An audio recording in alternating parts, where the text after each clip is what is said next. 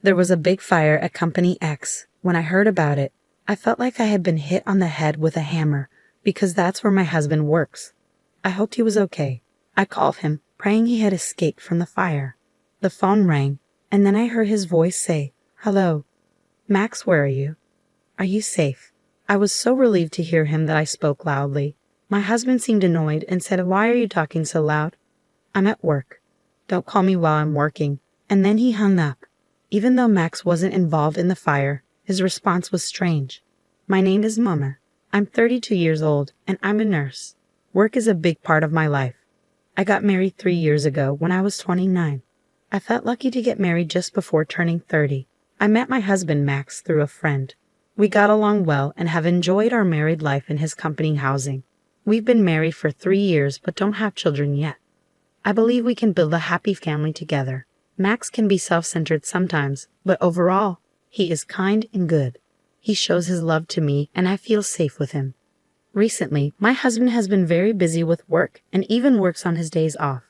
He seems tired and doesn't pay much attention to me at home.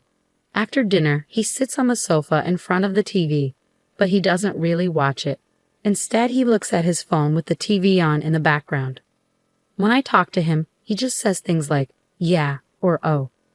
At first, I thought I might have said something to upset him, but then I decided he was just tired from his busy work schedule. Because of this, I made sure to take him lunch and prepare dinner every day. I tried to make our meals nutritious and well-balanced. Then one day, something strange happened. The day before, a coworker called and asked me to switch from the night shift to the day shift. I had originally told my husband that I would be working the night shift, so I planned to let him know about the change. But I got busy and ended up emailing him on the same day. I told him in the email that I had switched to the day shift and would make dinner and wait for him. But I didn't get a reply back. I thought he was busy at work, so I focused on my own work.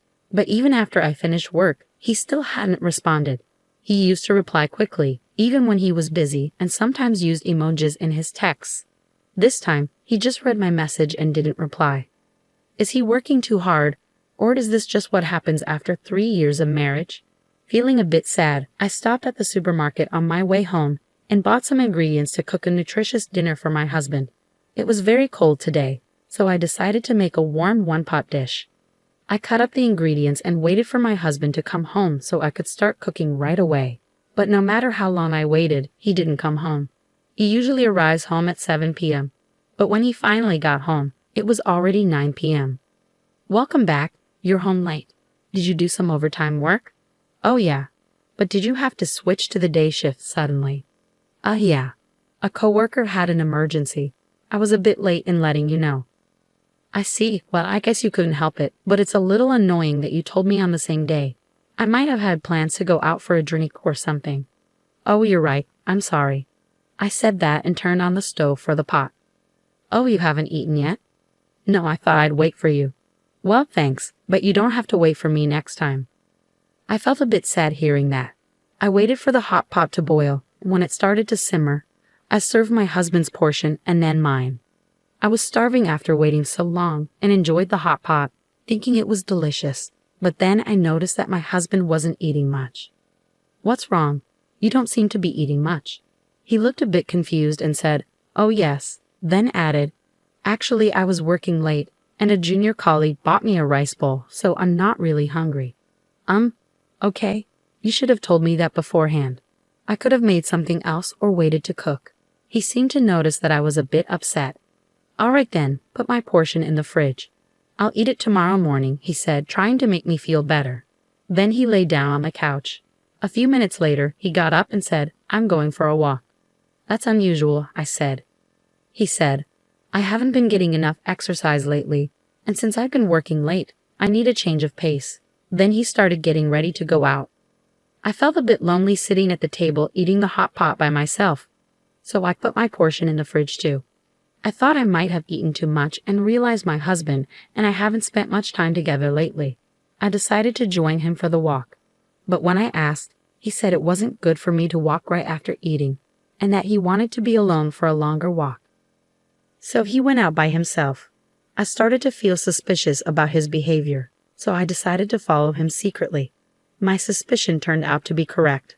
As soon as I started following him, even though I tried to call out, he walked quickly and energetically. He stopped in front of a park, which is a bit far from our house.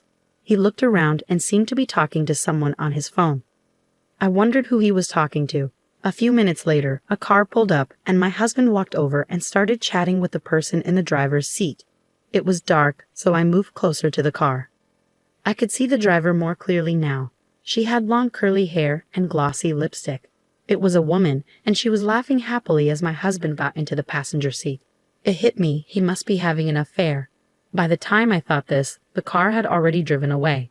I stood there stunned for a while. Then my husband sent me a text saying he had run into someone he knew and would be home a little late. Someone he knew?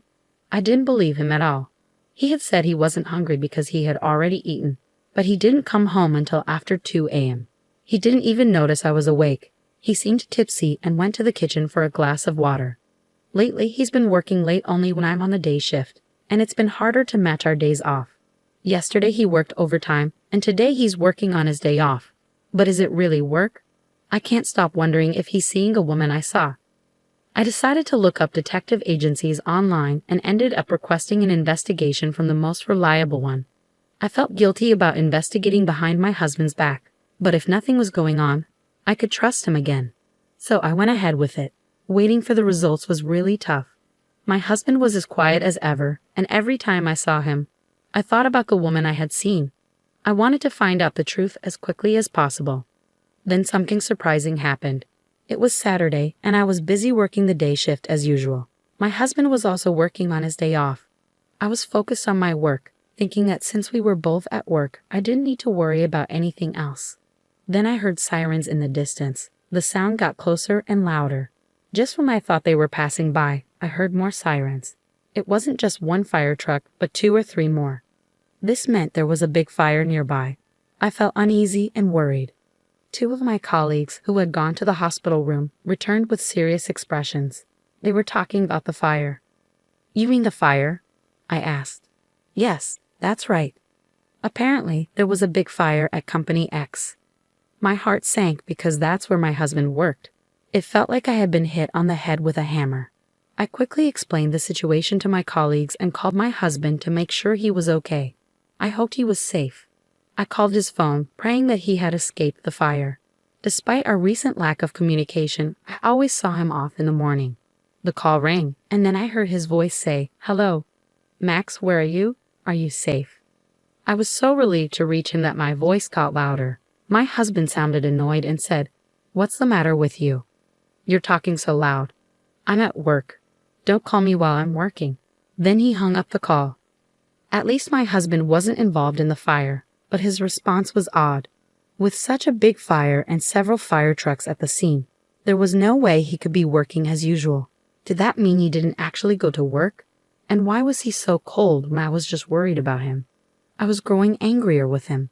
Maybe I had been seeing him off just so he could meet another woman since we got married. So I made a decision. I would leave the house. When I got home, I immediately started packing my things. I found the results from the detective agency in the mailbox. They had just arrived.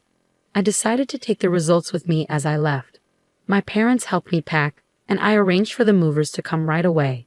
My husband didn't seem to know I was aware of the truth. He didn't contact me that night, and I guessed he was with his lover.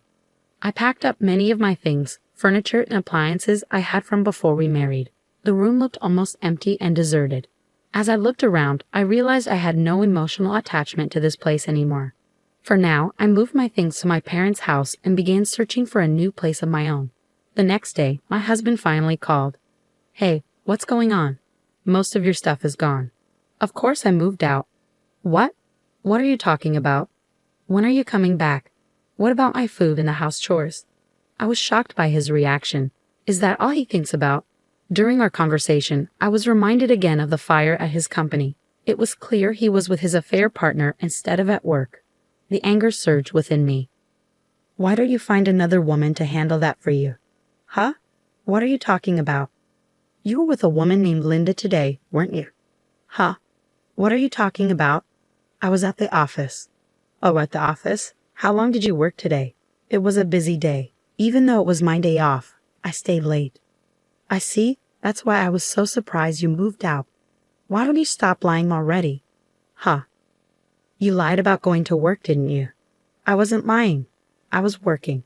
What's going on? How could you work until the evening when there was a fire at the office during the day? Huh. When I called you earlier, there were several fire trucks at your company responding to a fire. I was calling to check if you were okay. You told me not to call you while you were working, yet you acted like there was no fire. Well, and I have evidence from a detective agency about your affair. There's no way you can deny it. All further communication will be through my lawyer, and I will be seeking alimony. Oh no? My husband kept begging for forgiveness and apologizing, but I no longer have any feelings for him. I'm sorry, but there's no way to fix this. I'm hanging up now. Wait. I went to my lawyer and asked for a divorce and alimony. The divorce was finalized and my husband couldn't escape the consequences due to the evidence. He and his affair partner paid me a fair amount of alimony. It turned out that his partner was a junior colleague at his workplace. The news of their affair quickly spread through the company, and the timing during the fire caused a lot of negativity among their colleagues. Both my husband and his partner are now facing cold stares and feeling quite ashamed. They really deserve it. Meanwhile, I moved to a new apartment and am enjoying my comfortable single life. I'm taking my time to find a sincere man and am not rushing into a new relationship. My job as a nurse is stable, and I'm also enjoying my own time. Although I discovered my husband's affair unexpectedly due to the fire at his company, he shouldn't have had an affair in the first place. I would have found out eventually. I believe he got what he deserved. I'm now focusing on enjoying my single life and my work as a nurse.